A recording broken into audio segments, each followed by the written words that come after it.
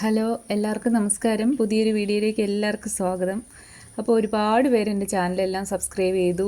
എനിക്ക് 1K, അതായത് ഏകദേശം ഓണത്തോടടുപ്പിച്ച് 2000 സബ്സ്ക്രൈബേഴ്സെങ്കിലും ആവാനുള്ള സാധ്യതയുണ്ട്.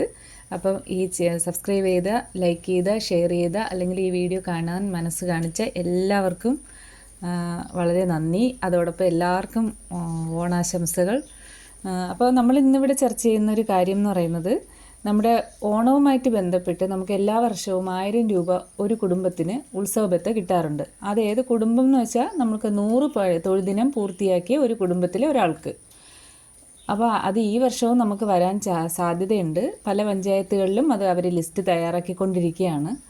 അപ്പോൾ തയ്യാറാക്കാത്ത പഞ്ചായത്തുകളുണ്ടെങ്കിൽ നമ്മുടെ മേറ്റുമാർ കഴിഞ്ഞ സാമ്പത്തിക വർഷത്തിൽ 100 തൊഴിൽദിനം പൂർത്തിയാക്കിയ കുടുംബങ്ങളുടെ ലിസ്റ്റ് എത്രയും വേഗം തയ്യാറാക്കുക.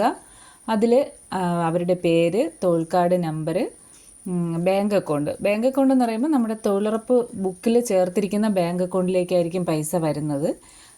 ആധാർ ബേസ്ഡ് അല്ല, നേരിട്ട് അടിച്ചു കൊടുക്കുന്നതാണ്. അപ്പോൾ അതിലേക്കായിരിക്കും പൈസ പോകുന്നത്. ആ അക്കൗണ്ടിൽ വരുന്നതിന് ആർക്കെങ്കിലും ബുദ്ധിമുട്ടുണ്ടെങ്കിൽ നിങ്ങൾക്ക് അക്കൗണ്ട് മാറ്റി കൊടുക്കാവുന്നതാണ്. അപ്പോൾ മാറ്റി കൊടുക്കേണ്ടവർ ആ അക്കൗണ്ടിൻ്റെ പാസ്ബുക്കിൻ്റെ കോപ്പി ഉൾപ്പെടെ ലിസ്റ്റ് റെഡിയാക്കി വയ്ക്കുക. അവരോട് ചോദിക്കണം, തൊഴിലാളികളോട് നിങ്ങൾ മേറ്റുമാർ ചോദിക്കണം, നിങ്ങൾക്ക് ഏത് അക്കൗണ്ടിലേക്കാണ് പൈസ വരേണ്ടതെന്ന് ചോദിക്കണം. ചേഞ്ച് വരുത്തേണ്ടവർക്ക് കൃത്യമായും ആ അക്കൗണ്ടിലേക്ക് തന്നെ പൈസ പോവേണ്ടതുണ്ട്. കാരണം ലോണും മറ്റു കാര്യങ്ങളൊക്കെ ഉള്ളവർക്ക് ചിലപ്പോൾ ഈ പൈസ ഓണത്തിന് ഉപകരിക്കാതെ പോവും.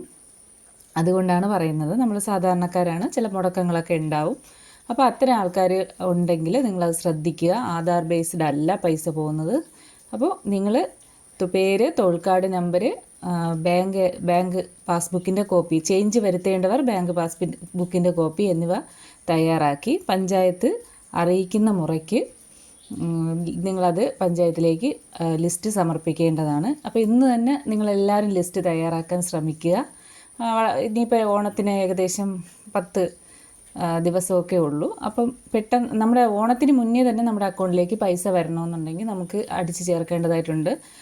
ഉത്രാടം തൊട്ട് ഓണം അവധി സ്റ്റാർട്ട് ചെയ്യാണ്. അപ്പം ഓക്കെ, എല്ലാവർക്കും ഒരിക്കൽ കൂടി ഓണാശംസകൾ. ബായ്.